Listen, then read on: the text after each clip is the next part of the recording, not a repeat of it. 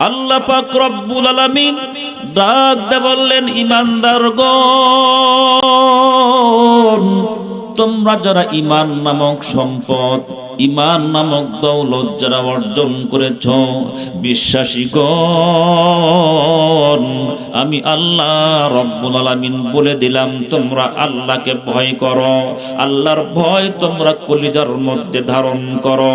মুসলমান বন্ধুরি, কোন ব্যক্তির কলিজার মধ্যে যদি আল্লাহর ভয় থাকে, কোন ব্যক্তির অন্তঃকরণের মধ্যে যদি আল্লাহর ডর থাকে, ওই ব্যক্তি কশিনকালেও অন্যায় কাজে অংশগ্রহণ করতে পারে না।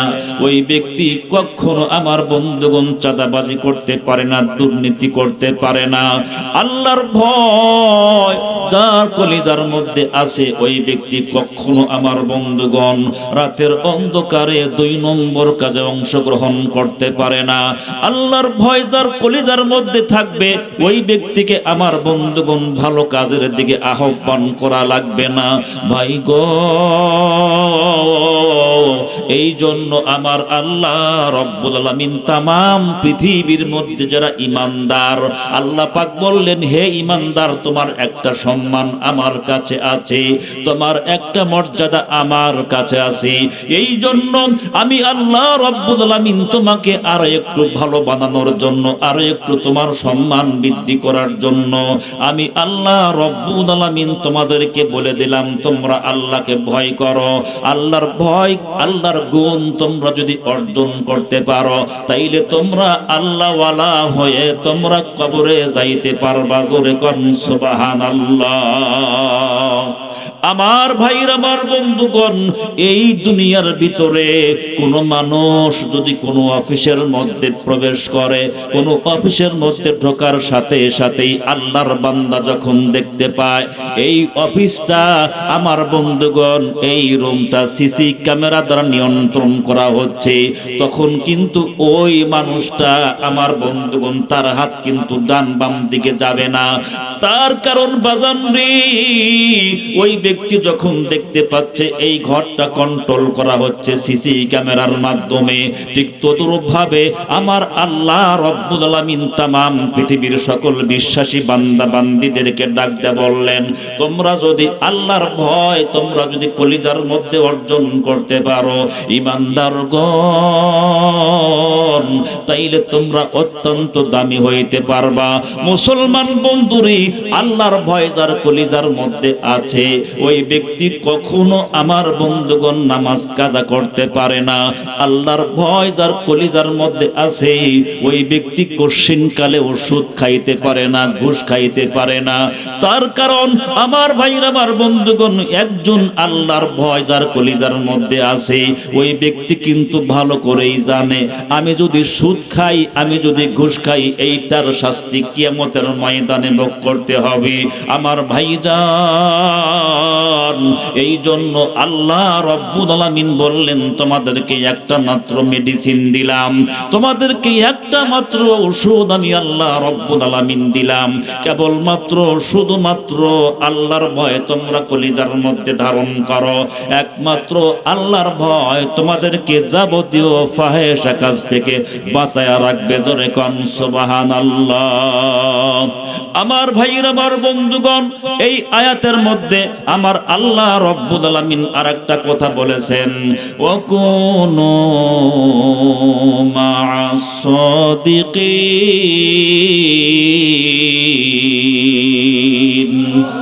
মুসলমান ভাইরা, আমার বন্ধুগণ, আল্লাহ পাক রব্বুল আলামিন একমাত্র শুধুমাত্র ঈমানদার বান্দা বান্দীদেরকে ডাক দিয়ে বললেন, তোমরা শোনো, তোমরা কিন্তু যেন তেন মানুষের সহবত গ্রহণ করবা না।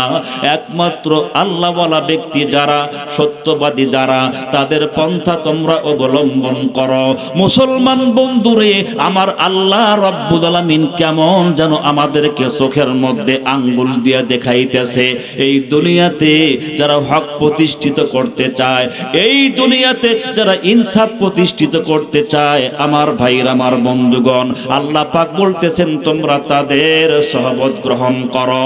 আমার ভাইরা আমার বন্ধুগণ, এই সময়ের মধ্যে যদি বাজান সৎলোক নির্ণয় করতে না পারেন, এই সময়ে যদি আল্লাহওয়ালা মানুষের আমার বন্ধুগণ পরীক্ষা নিরীক্ষা করে তাদেরকে যদি যাচাই বাছাই করতে না পারেন, মুসলমান আপনি যদি খারাপ লোকের সংজ্ঞা গ্রহণ করেন, খারাপ লোককে যদি আপনি বন্ধু বানান, তাইলে কিয়ামতের দিন কিন্তু আপনাকে আফসোস করতে হবে। আল্লাহর পয়গাম্বর আজ থেকে ১৫০০ বছর পূর্বে বলেছেন, মান তাশাব্বাহা বিকওমিন ফাহুয়া মিনহুম।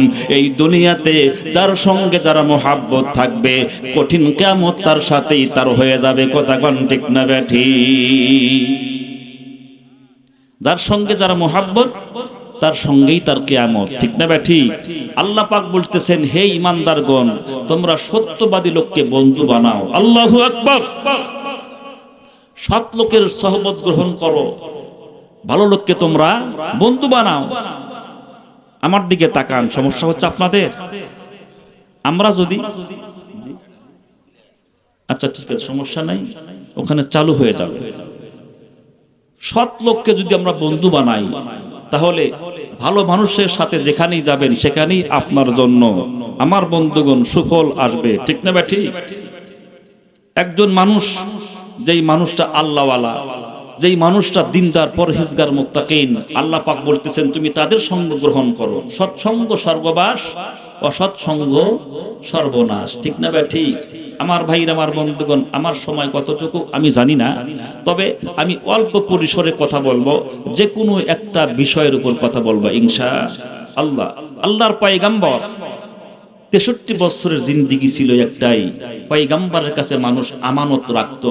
আমানত সঠিকভাবে যেই ব্যক্তি রাখতো তাকে পৌঁছাইয়া দিত। আল্লাহর পয়গাম্বর হক প্রতিষ্ঠিত করেছেন, সুবহানাল্লাহ।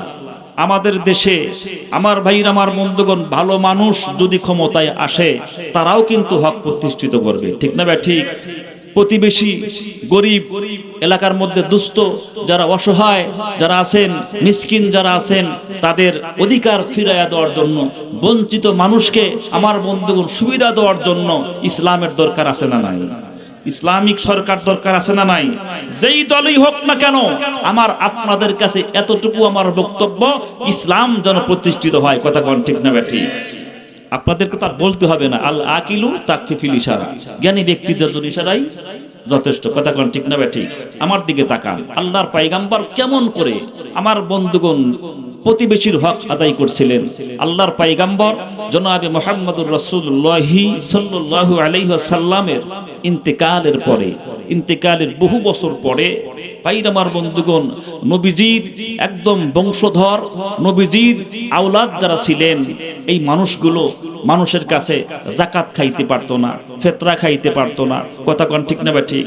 আপনারা এলাকার মধ্যে যারা আছেন, যারা অর্থ সম্পদের মালিক, টাকা পয়সার মালিক, ব্যাংক ব্যালেন্সের মালিক, এরা কিন্তু বাজান সাদকার মাল খাইতে পারবে না, যাকাত খাইতে পারবে না। কথা কোন ঠিক না ঠিক? ওনারা কিন্তু যাকাত ফিতরা খাইতে পারে না। ঠিক তদ্রূপভাবে আল্লাহর পয়গাম্বরের বংশধর যারা ছিলেন, তারা ছিল পৃথিবীর মধ্যে শ্রেষ্ঠ মানুষ। আল্লাহু আকবার। আল্লাহর পয়গাম্বরের আওলাদের ভিতর থেকে একজন মহিলা, তার কয়েকটা সন্তান ছিল, কিতাবের মধ্যে আসছে, আমার দিকে তাকান, খেয়াল করেন। ওনার যে স্বামী, উনি ইন্তেকাল করেছেন, কিন্তু উনি কয়েকটা সন্তান নিয়ে খুবই কষ্টের সাথে জীবন যাপন করতেছেন। যেই পরিবারে গার্জিয়ান নাই, যেই পরিবারে আমার বন্ধুগণ কামাই করার মানুষ নাই, ওই পরিবারের যে কত কষ্ট একমাত্র সে জানে আর আল্লাহ জানে, ঠিক না ঠিক? আজকে তাদের খোঁজ খবর নেওয়ার মতো কেউ নাই। তদানীন্তন সময়ে আল্লাহর বান্দি আওলাদে রাসূল সাল্লাল্লাহু আলাইহি ওয়াসাল্লাম উনি খুব কষ্ট সাধ্যের ভিতরে উনি কষ্ট করে জীবন যাপন করতেছেন আর আল্লাহ বিল্লাহ করতেছেন, আল্লাহ আমার তো ছেলে মেয়েদেরকে নিয়ে চলাফেরা করা আমার জন্য খুব কষ্ট হয়ে গেছে, আমি কেমনে আমার সংসার চালাবো, আমার সন্তানদেরকে আমি কেমনে কি খাওয়াবো, তাদের কেমনে বাঁচাবো। উনি খুবই কষ্টের ভিতর দিয়ে সময় অতিবাহিত করতেছেন। হঠাৎ করে একদিন ওনার সন্তানকে ঘুমায়া রেখে উনি তাহাজ্জুদ নামাজের মধ্যে মশগুল হয়ে গেলেন। সুবহানাল্লাহ। আমার ভাইর, আমার বন্ধুগণ, আল্লাহর বান্দি তাহাজ্জুদ নামাজ পড়ার পর যায় নামাজের মুসল্লার মধ্যে বসে চোখের মধ্যে পানি নিয়া অঝোর নয়নে কাঁদতেছেন। চোখের পানিগুলো গাল বেয়ে বেয়ে জমিনের মধ্যে পড়ে যাচ্ছেন। আল্লাহর বান্দি আল্লাহকে ডাকতে বললেন, আল্লাহ আমার পরিবারে আমার স্বামী নাই গো আল্লাহ, এই যে আমার সোনার মানিক কয়েকটা সন্তান আছে, এর ভাই আমি তো আজ শুরু করলাম, এখন কি কালেকশন করলাম? মাশাআল্লাহ, আপনার টাকা পয়সা দেন, টাকা পয়সা দেন, আসেন। ওয়াজ শুরু করলাম না, কানের কাছে জ্ঞান জ্ঞান করতে কালেকশন করছেন। আপনি কি ওয়াজ বোঝেন মিয়া?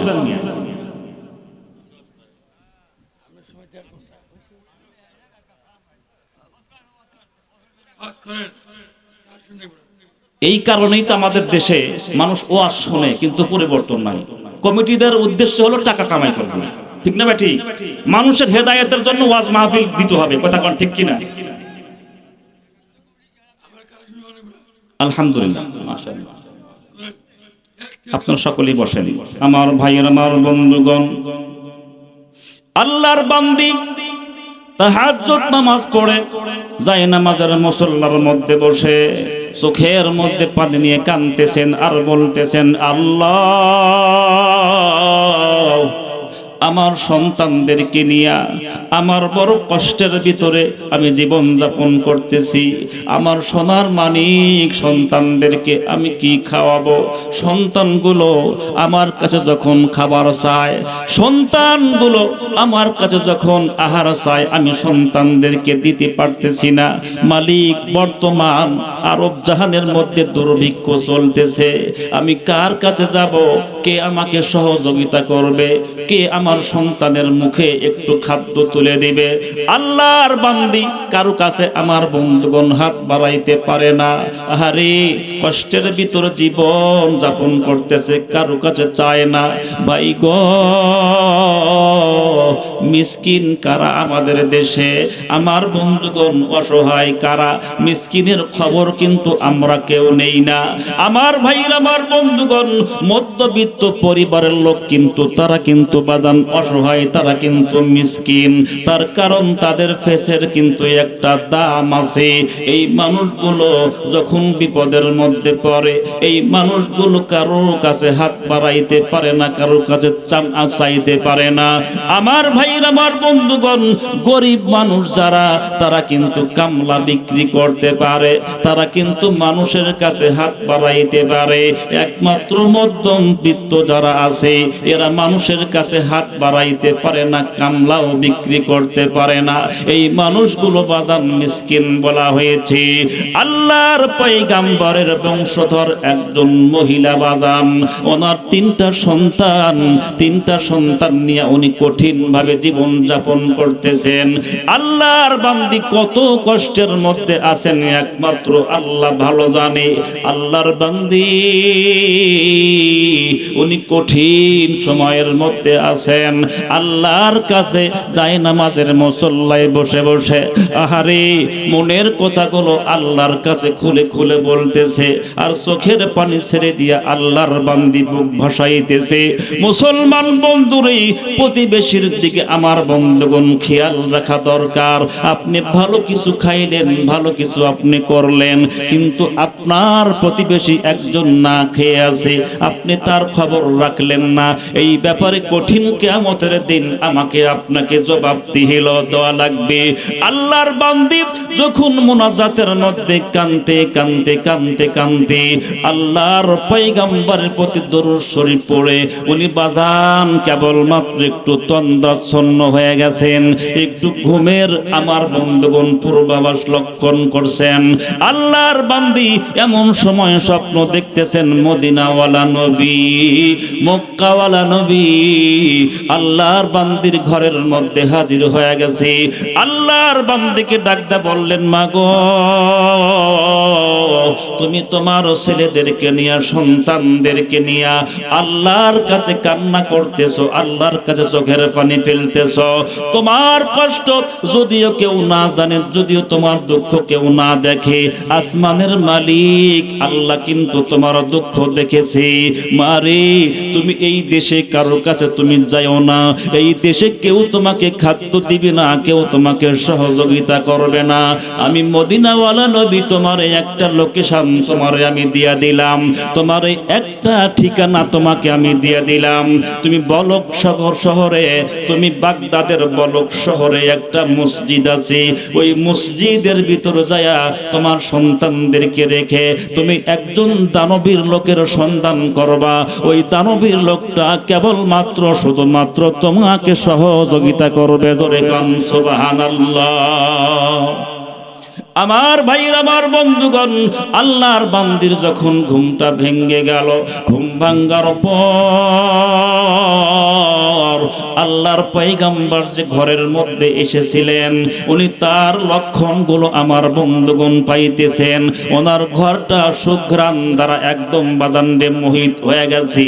আল্লাহর বান্দি চিন্তা করতেছেন, আমার এই স্বপ্ন মিথ্যা হতে পারে না, আমার এই স্বপ্ন কখনো কল্পনা হতে পারে না। স্বয়ং মদিনাওয়ালা নবী, মক্কাওয়ালা নবী আমার ঘরের মধ্যে আইছিলেন। তাই উনি বাজান ওনার সিদ্ধান্ত যখন করে ফেললেন, সিদ্ধান্তের উপর অটল রইলেন। উনি চিন্তা করতেছেন, আল্লাহ আগামীকাল সকাল যখন হয়ে যাবে, আমি আমার সন্তানদেরকে বুকের মধ্যে ধারণ করে আমি মক্কা থেকে আমি বলক শহরের দিকে রওনা করব। মুসলমান বন্ধুরে, কিতাবের লেখক কিতাবের মধ্যে বয়ান করেছেন, আল্লাহর বান্দি পরের দিন সকাল বেলা ওনার সন্তানদেরকে যথাসাধ্য অনুযায়ী আমার বন্ধুগণ প্রস্তুতি গ্রহণ করালেন। সন্তানদেরকে প্রস্তুতি গ্রহণ করার পর আল্লাহর বান্দি চিন্তা করতেছেন, আল্লাহ আমি এত রাস্তা কেমনে পাড়ি দিয়া আমার বুকের ধন সন্তানদেরকে নিয়া আমি কেমনে কিরকম ভাবে আমি বলক শহরে যাব? আমার কাছে কোনো যানবাহন নাই, আমার কাছে কোনো পরিবহন নাই। আল্লাহ তুমি আমার জন্য রাস্তা সহজ করে দাও, আমার জন্য রাস্তা তুমি খুলে দাও গো আল্লাহ। ভাইরা, আমার বন্ধুগণ, এই দুনিয়ার জমিনে বিপদে মুসিবতে পড়ে যারা আল্লাহর সাহায্য প্রার্থনা করে, আমার আল্লাহ কয়, রে পৃথিবীর মানুষ, আমার কাছে যেই বান্দা সাহায্যের জন্য হাত উঠায়, আমি আল্লাহ রব্বুল আলামিন তার জন্য আমি আল্লাহ সাহায্যের হাত বাড়ায়া দেই। জোরে কোন সুবহানাল্লাহ। আমার ভাইরা, আমার বন্ধুগণ, আল্লাহর বান্দি যখন তার সন্তান তিনটাকে নিয়ে, আরে কিতাবের মধ্যে কিতাবের লেখক বয়ান করেছেন তার তিনটা সন্তান, তার মধ্যে দুইটা সন্তান বাদান অবুজ, দুইটা সন্তানের আমার বন্ধুগণ যথোপযুক্ত বয়স হয় নাই। আল্লাহর বান্দি চিন্তা করতেছেন, আমার কিছু পটলা আছে, সন্তানগুলো আছে, আমি এগুলো নিয়ে কেমন করে যাব? ভাই গো, কিছুদিন পূর্বে আপনারা দেখেছেন ওই যে আরাকান রাজ্য থেকে যেই সমস্ত মুসলিম জাতিগুলো তাদের দেশ ছেড়ে দিয়া, বাড়িঘর ছেড়ে দিয়া তারা কেমন কষ্ট সাধ্য করে আমাদের দেশের মধ্যে আগমন করেছিলেন। ভাই গো, তাদের আশার পথে অনেক মানুষ মারা গেছে, তাদের আশা দেখে অনেক মানুষ চোখের মধ্যে পানি নিয়ে কাঁদছে, তাদের কষ্ট দেখে অনেক মানুষ দুঃখ প্রকাশ করছে। ভাই গো, আমি কেমনে বুঝাবো বাজান রে? কিতাবে লিখক কিতাবের মধ্যে পরিষ্কার করে বক্তব্য দিলেন, আল্লাহর বান্দি তিনটা সন্তান নিয়া উনি মক্কা ছেড়ে বলক শহরের দিকে আমার বন্ধুগণ রওনা হয়ে গেল। বাজান রে, আমাদের দেশের রাস্তাঘাটগুলো যেমন সুন্দর, ওই দেশের রাস্তাগুলো কিন্তু বাজান এমন না। পাহাড় পর্বত এলাকা, আমার বন্ধুগণ মরুভূমি এলাকা। আল্লাহর বান্দি অনেক কষ্ট করে তার কলিজার ধন সন্তানগুলোকে নিয়ে, একটা সন্তান আমার বন্ধুগণ আবু সন্তান ছোট্ট বাচ্চা, ওই সন্তানটারে বুকের মধ্যে ধারণ করে, আর দুইটা সন্তান হাত ধরে হাঁটি হাঁটি পা পা করে যখন পথ চলতেছেন, আল্লাহর বান্দি কিছু দূর যাওয়ার পর যখন তাকা দেখলো ছোট্ট বাচ্চা আর হাঁটতে পারে না, পাথরের সাথে লেগে লেগে আহারে কচি দুইটা পা কেটে রক্ত বাহির হচ্ছে।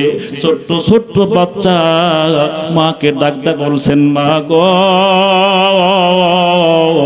আমরা আর হাঁটতে পারতেছি না, আমরা আর চলতে পারতেছি না। আমার বন্ধুগণ, মা জনম দুঃখিনী, একটা সন্তানকে বাজান বুকের মধ্যে নেয়, দুইটা সন্তানকে বুকের মধ্যে ধারণ করে, আর সন্তানকে সাথে নিয়ে যখন মরুভূমি এলাকা দিয়ে পথ চলতেছে, ভাইরা আমার বন্ধুগণ, সন্তানের দুঃখ কষ্ট দেখে মা আর চোখের মধ্যে পানি রাখতে পারলেন না। আল্লাহর বান্দি কান্দে আর কয়, আল্লাহ, এত রাস্তা আমি কেমনে পারি দিয়ে সেই বলক শহরে যাব? তোমার পয়গম্বর আমাকে লোকেশন দিয়েছে। ভাইরা আমার বন্ধুগণ, আল্লাহর বান্দি অনেক কষ্ট সাধ্য স্বীকার করে যখন বলক শহরের প্রান্তে যখন বাজান চলে গেল, বলক শহরে যাওয়ার পর উনি তিন রাস্তার মিডল পয়েন্টে এক আল্লাহর বান্দার সঙ্গে সাক্ষাৎ হলো। আল্লাহর বান্দাকে সাক্ষাৎ পাওয়ার সাথে সাথেই উনি সালাম দিলেন। জোরে কোন সুবহানাল্লাহ, আরো জোরে কোন সুবহানাল্লাহ। আমার ভাইরা আমার বন্ধুগণ, আল্লাহর পয়গম্বরের আমার বন্ধুগণ আওলাদ, আপাদ মস্তক সম্পূর্ণ তার দেহ ঢাকা। বাজান রে, আল্লাহর বান্দি ডাকতে বলল, বাবা, আমি আপনারে চিনি না। উনি কথা শুনে বুঝতে পারতেছেন এই মেয়েটা এই দেশের না, ইনি একজন ভিন দেশের মানুষ হবে। ওনার ভাষায় ওনার কথায় জিজ্ঞাসা করলো, তোমার বাড়ি কোন জায়গায়? আল্লাহর বান্দি ডাকতে বলল, বাবা, আমার বাড়ি এই দেশে না, আমি অনেক কষ্ট বুকের মধ্যে লালন করে আমার কলিজার টুকরা এই সন্তানদের দিকে আপনি তাকায় দেখেন। বাবা গো, আমি একটু একজন দানবীরের সাহায্য পাওয়ার আশায় আমার দেশ মক্কা ছেড়ে আমি এই দেশে আসছি। বাজান রে, আল্লাহর বান্দির কথা শোনার পর এইবার লোকটা বুঝতে পারলো মেয়েটা খুবই কষ্ট সাধ্য স্বীকার করেছে, মেয়েটা খুব কঠিন সময় অতিবাহিত করতেছে। আল্লাহর বান্দি এইবার জিজ্ঞাসা করলো, বাবা, এই এলাকার মধ্যে মসজিদ আছে কোন জায়গায়? ভাইরা আমার বন্ধুগণ, এলাকার মধ্যে কোথাও মানুষ না পাওয়া গেলে জোহরের নামাজের সময় কিন্তু মসজিদে মানুষ যাবেই। কথা কোন ঠিক কিনা? আমার ভাইরা আমার বন্ধুগণ, দেখুন কত সুন্দর পজিশন, কত সুন্দর লোকেশন আল্লাহর পয়গম্বর দিলেন। বাবা, আল্লাহর বান্দি এইবার মসজিদের বারান্দার মধ্যে চলে গেল।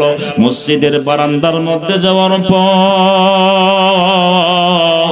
ওনার তিনটা সন্তানকে আহারে জমিনের মধ্যে আঁচল পেতে শোয়া রাখলো। বাবা, সন্তানগুলো কোনো মতে বাদান ঘুমের মধ্যে আবদ্ধ করে দিয়া আল্লাহর বান্দি প্রহর গুনতেছেন কোন সময় জোহরের নামাজের আজান হবে, কোন সময় জোহরের ওয়াক্তে মানুষ নামাজ পড়ার জন্য মসজিদে আসবে। ওই সময় আমি মুসল্লিদেরকে আমার কথাগুলো তাদের সামনে খুলে বলবো। ভাই গো,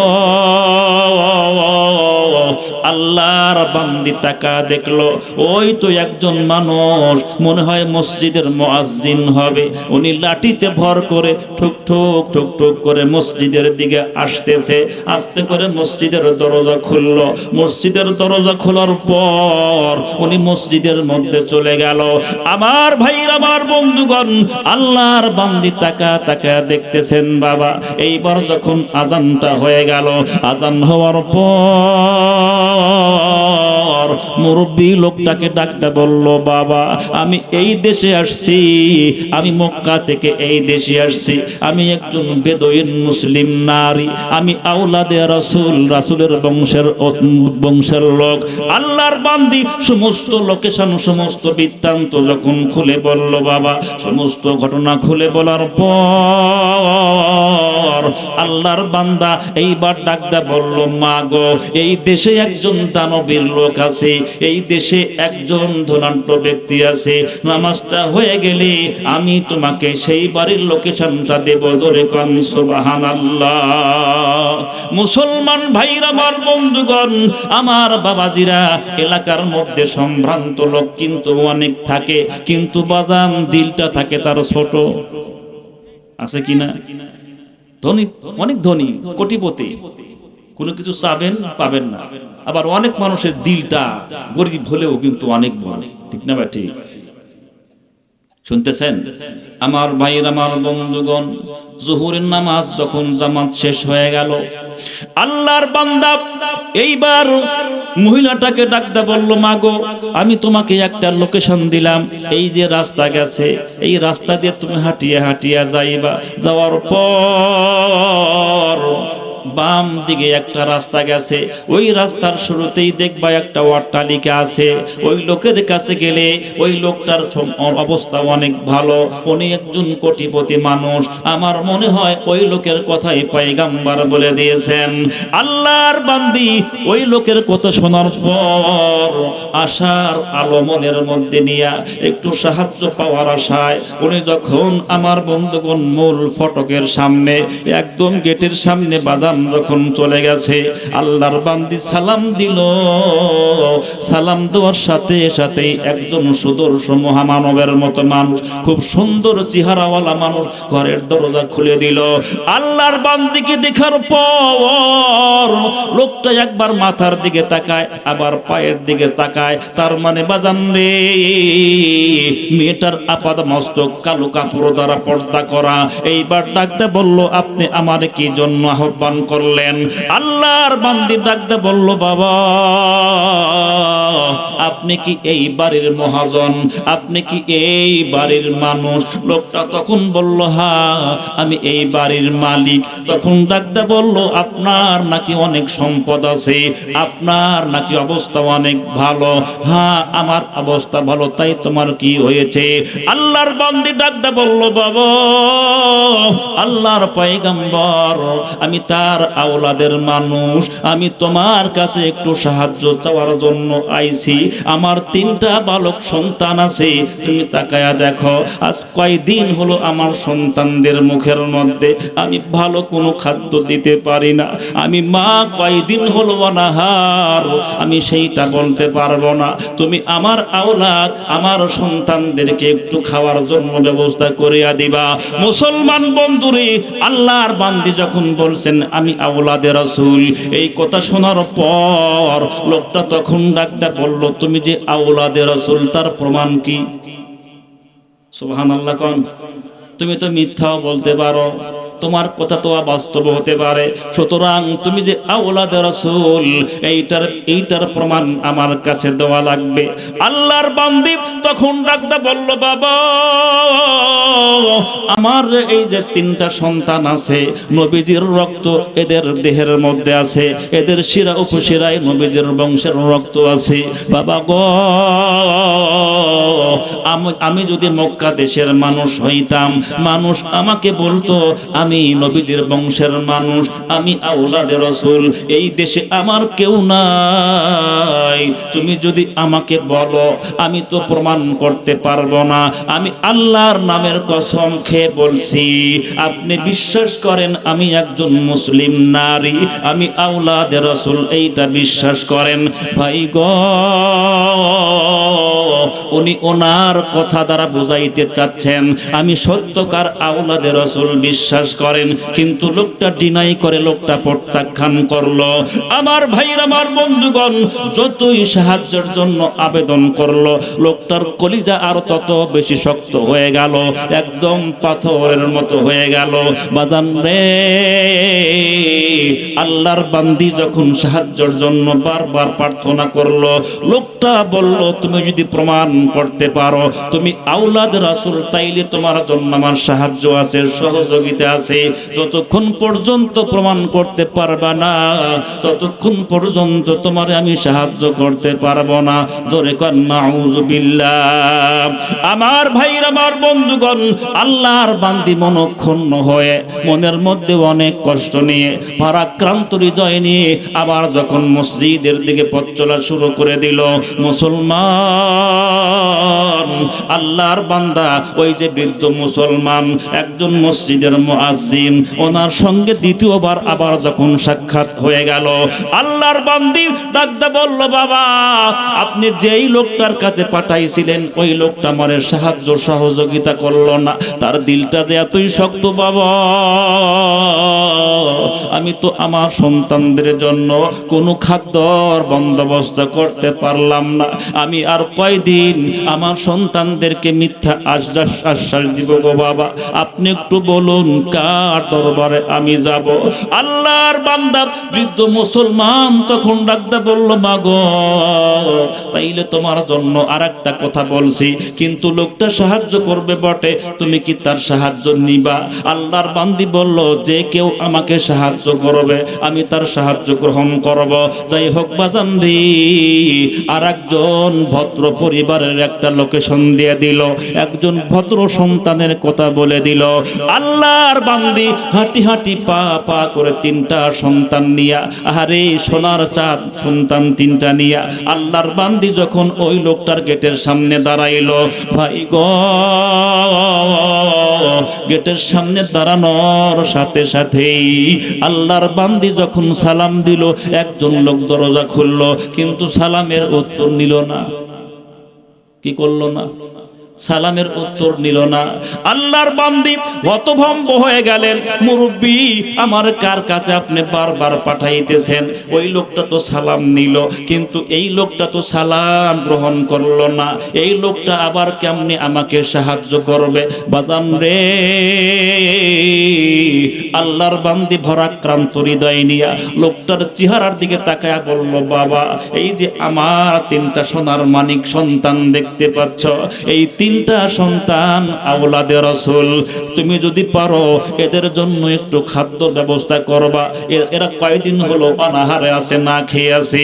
মুসলমান বন্ধুরে, আল্লাহর বান্দা এইবার ডাকটা বলল, মা আমি তোমার সব কথাই শুনলাম, আমি তোমাকে সাহায্য করব, কিন্তু তুমি কি আমার সাহায্য নিবা? আমি তো জাতিতে ইহুদি। কি? আমি তো জাতিতে ইহুদি, জাতে ইহুদি, তুমি হলা মুসলমান, তুমি কি আমার সাহায্য নিবা? মুসলমান বন্ধুরে, আল্লাহর বান্দি তখন ডাকতে বলল, বাবা তুমি যদি আমারে সাহায্য করো, তোমার বাড়ির রান্না খাবার আমি খাইতে পারবো না, আমার সন্তানের জন্য শুকনা যদি কিছু খাদ্য দিতে পারো, তাইলে তোমার খাদ্য আমি গ্রহণ করব। মুসলমান বন্ধুরে, জিন্দেগিতে শুনছেন কিনা বাজান জানি না, ভাই গো দেখেন, গরিবকে সাহায্য করলে, আওলাদে রাসূলকে সাহায্য করলে আল্লাহ কেমন প্রতিদান দান করে। ভাই গো, আজকে আপনাদের মসজিদের উন্নয়ন কল্পে মাহফিল বাজান কেন দান করবেন না? দান করলে বাদান ফুরায় না, দান করলে আল্লাহ পাকের পক্ষ থেকে অগণিত রহমত আর বরকত পাওয়া যায়। আমার ভাইরা, আমার বন্ধুগণ, আল্লাহর বান্দি এইবার ডাক দেয়া বলল, বাবা তুমি যদি পারো শুকনা খাদ্যের ব্যবস্থা করো। তখন ইহুদি ডাক দেয়া বলল, মা রে, আমি তোমার জন্য খাদ্যের ব্যবস্থা করব, তোমার জন্য আমি থাকার ব্যবস্থা করব, তোমার জন্য ইবাদত করার জন্য সমস্ত ব্যবস্থা তোমার জন্য করব, তুমি যদি গ্রহণ করো। জোরে কোন সুবহানাল্লাহ। আমার ভাইরা, আমার বন্ধুগণ, আল্লাহর বান্দির জন্য বাদান শুকনা খাবারের ব্যবস্থা করলো। ভাই গো, যখন সন্তানদের মুখের মধ্যে খাদ্য তুলে দিচ্ছে, মেয়েটা চোখের মধ্যে পানি নিয়ে কান্দে আর কয়, আল্লাহ মুসলমানের কাছে গেলাম, সে আমাদেরকে সাহায্য করলো না। তখন ওই লোকটা আমাদের পরিচয় যাচাই বাছাই করার জন্য আমাকে উপযুক্ত প্রমাণ দেওয়ার কথা বলল। আল্লাহ, একজন ইহুদির কাছে আসলাম, তার দিলটা এতই ভালো, আমার সোনার চান সন্তানদের জন্য খাবার ব্যবস্থা করলো। আল্লাহর বান্দি কান্দে আর সন্তানগুলোর মুখের মধ্যে বাজান খাদ্য তুলে দেয়। এইবার বড় সন্তানটা ডাকতে বলল, মা গো, যেই লোকগুলো আমাদের জন্য খাবার ব্যবস্থা করলো, ও মা, তুমি কি তার জন্য একটু দোয়া করবা না? সুবহানাল্লাহ। মুসলমান বন্ধুরে, আল্লাহর বান্দি চোখ ভেজা অবস্থায় পানি নিয়ে কান্না করে ডাকতে বলল, বেটারা তাইলে খাবার রাখো গো, খাবার সামনে নিয়ে আল্লাহর বান্দার জন্য দোয়া করব। আল্লাহ, এত সুন্দর ভালো মানুষটারে তুমি ইসলামের জন্য, হেদায়েতের জন্য কবুল করো। মুসলমান বন্ধুরে, মা যখন দোয়া করতেছে, মাসুম বাচ্চাগুলো আমিন আমিন বলতেছি। এইবার সন্তানগুলো খাদ্য খাওয়ার পরে এইবার মা বলল, বেটা তোমরা ঘুমাও, আমি তোমাদের জন্য খাবার ব্যবস্থা করছি, আমি দোয়া করব তাহাজ্জুদের মুসল্লায় বসে আল্লাহর বান্দার জন্য। সুবহানাল্লাহ। কালেকশন করবো কি? মাশাআল্লাহ, আব্দুল হান্নান নামে একজন বান্দা 2000 টাকা দান করছে। আল্লাহুম্মা আমিন। ভাই বন্ধ করেন।